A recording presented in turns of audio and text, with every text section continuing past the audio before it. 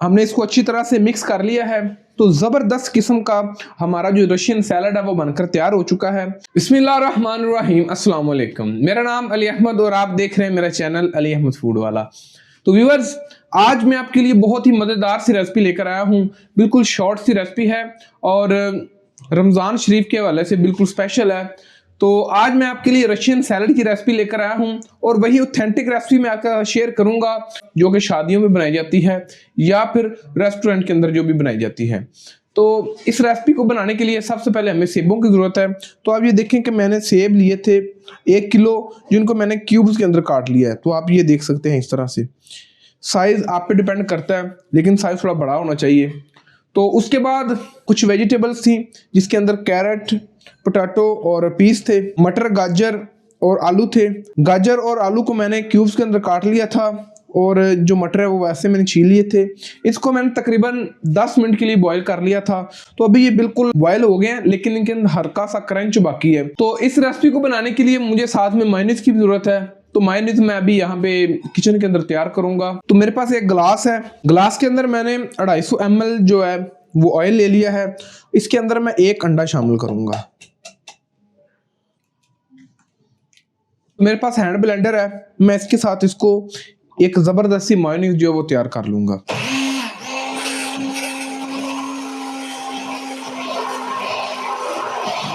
तो माशाल्लाह जी, हमारी जो मायोनीज है वो तैयार हो गई है। इसके अंदर मैंने थोड़ा सा दूध डालकर इसको थोड़ा सा पतला कर लिया है। तो ये अभी तकरीबन 300 ml है। तो 300 ml जो है मायोनीज हम इसके अंदर शामिल कर देंगे।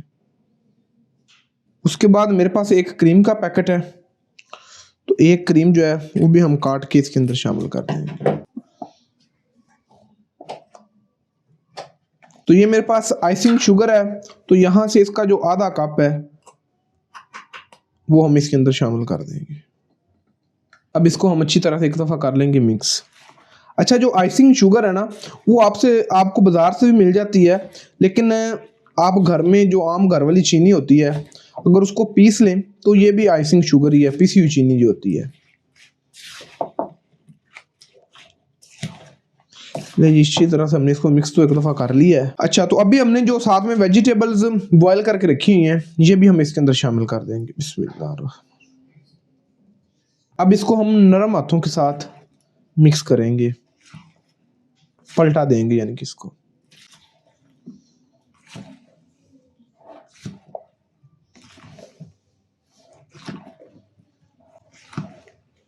तो माशाल्लाह जी, हमने इसको अच्छी तरह से मिक्स कर लिया है। तो ज़बरदस्त किस्म का हमारा जो रशियन सैलड है वो बनकर तैयार हो चुका है।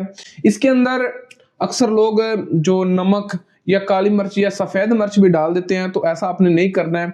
बस जैसा हमने इसको मिक्स कर दिया है ये इनफ है।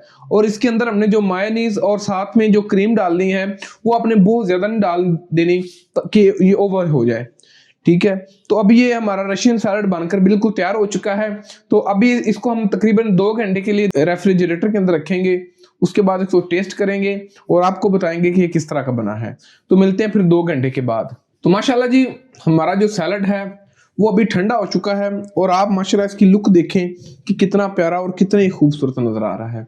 तो चलिए अब इसको हम टेस्ट करते हैं और आपको बताते हैं कि इसका टेस्ट किस तरह का है। तो बिस्मिल्लाहिर्रहमानिर्रहीम, यहाँ से हम एक बाइट बनाएंगे इसकी और ये देखिए।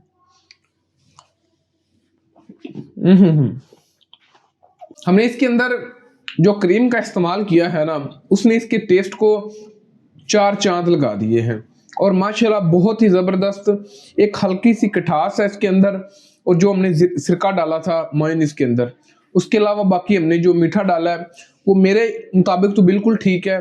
लेकिन अगर आप मीठा तेज़ खाने के शौकीन है तो आप हाफ कप की जगह पूरा कप जो चीनी का वो भी डाल सकते हैं। और ये रेसिपी 10 आउट ऑफ 10 और माशाल्लाह कमाल है। तो अगर आपको मेरी आज की ये रेसिपी अच्छी लगी हो तो मेरी वीडियो को लाइक कर दीजिएगा। और अगर आप इस तरह की मज़ीद अच्छी अच्छी वीडियोस देखना चाहते हैं तो मेरे चैनल को सब्सक्राइब कर लें। तो इंशाल्लाह फिर मिलेंगे आपसे किसी अच्छी सी वीडियो में किसी ऑथेंटिक रेसिपी के साथ। तब तक के लिए मुझे और मेरी टीम को इजाज़त दीजिए। अस्सलाम वालेकुम।